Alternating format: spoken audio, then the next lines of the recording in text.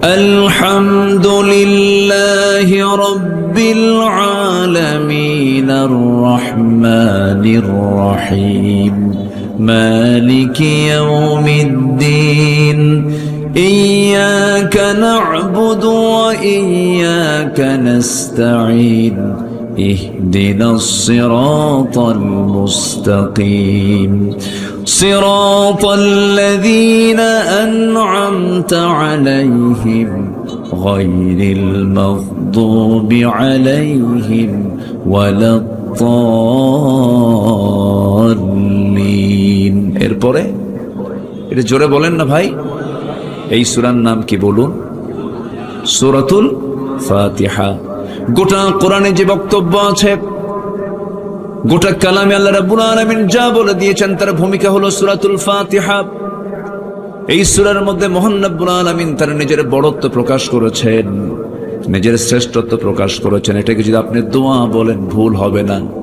আবার প্রশংসার সূরা বললেও ভুল হবে না আল্লাহ রাব্বুল আলামিন বান্দার সাথে আল্লাহর যে কানেকশন এই সূরার মধ্যে দিয়ে তা প্রমাণ করে দিয়েছেন আমার আপনার জীবনের সব জায়গায়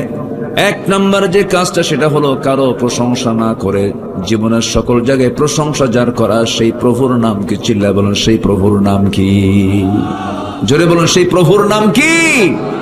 আল্লাহ সে আল্লাহর নাম নেব আমরা এক সময় না সব সময় আল্লাহ আমাকে অক্সিজেন দিচ্ছেন কি এক সময় না সব সময় যে আল্লাহ আমাকে অক্সিজেন দিচ্ছেন সব সময় আমার দায়িত্ব হলো সে আল্লাহর নাম আর জিকির করাও দরকার আমাদের এক সময় না সব সময় শুক্রবার না সববার কিন্তু এ জাতি কি বলেন শুক্রবার রাগ করতেছেন মনে হয়